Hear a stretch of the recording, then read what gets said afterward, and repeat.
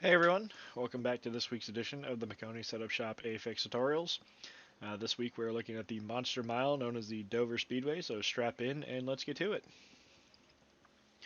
This run, it was done in 4th and 5th gear. Unfortunately, with the way the gearing is, you don't really have much of a choice. You just lose way too much time. You start chipping just after the start finish line in 4th gear. Um, this lap, the very first lap I did, that 23:34, I tried to hold 4th gear the whole way around just to show you guys. Um, and this is kind of the difference. You can see I just shifted. I'm trying to shift about midway down the back straightaway. Well, midway on the straightaway, so around the start finish line, and then about midway down the back straightaway. That way I'm not on the chip too bad, losing speed. And then as soon as you go to lift to get in the corner, you're downshifting for 4th gear.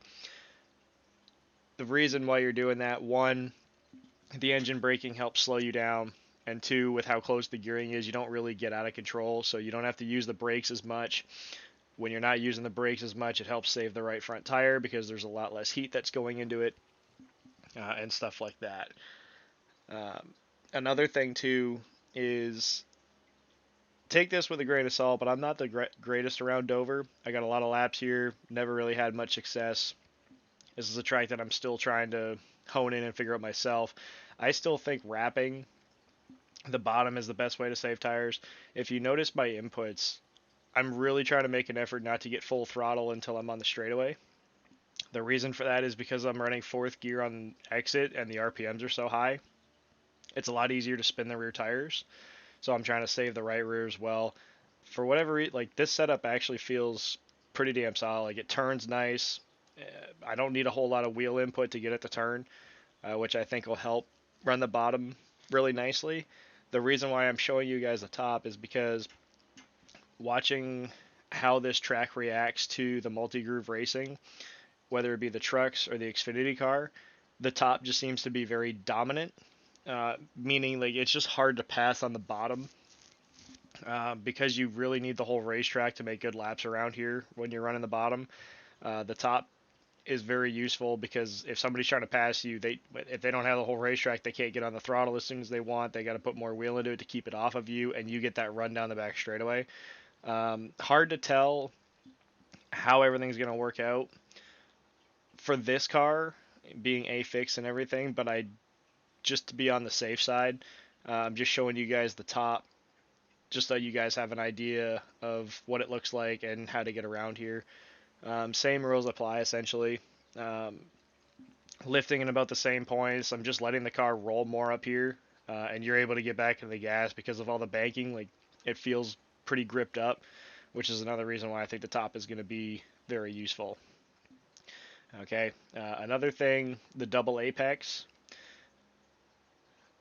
One way to get around Dover that I've learned is to, if you throw the car to the bottom and if you let it come up to about the seam, right about here where I'm running, and then let it turn back down. If you notice, I'm not using a ton of steering wheel to turn the car back down. I'm using the throttle. Okay, if you see my wheel input, when I'm trying to get the car to rotate and come down the hill, I'm not really using any extra wheel.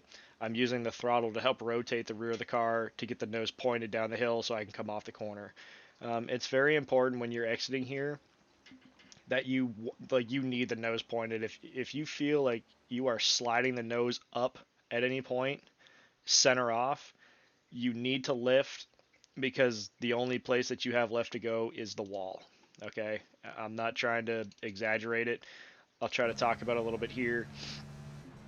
This lap was the in-car for running the top, just so that you guys can have a visual of your surroundings from my point of view when running the top. Um,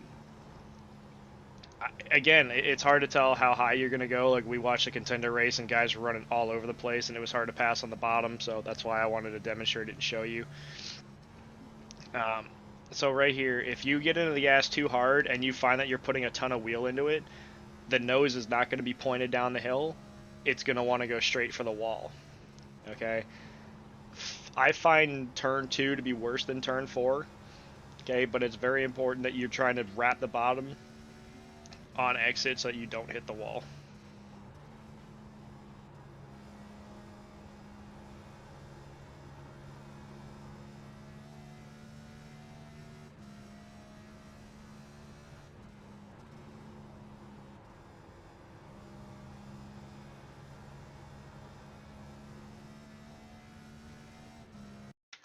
Okay, guys, that'll just about do it for all that I have to offer around here. Again, I'm not the greatest. I'm still trying to hone in Dover myself.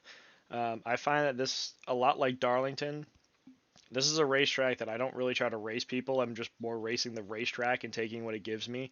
If you have an opportunity to pass somebody, by all means, like try it, but don't try to force the issue. What I mean by that is if you're just slightly faster than a guy, you know, don't wait till the last second to show the nose on the straightaway and try to dive bomb because things happen fast here. Okay, and accidents.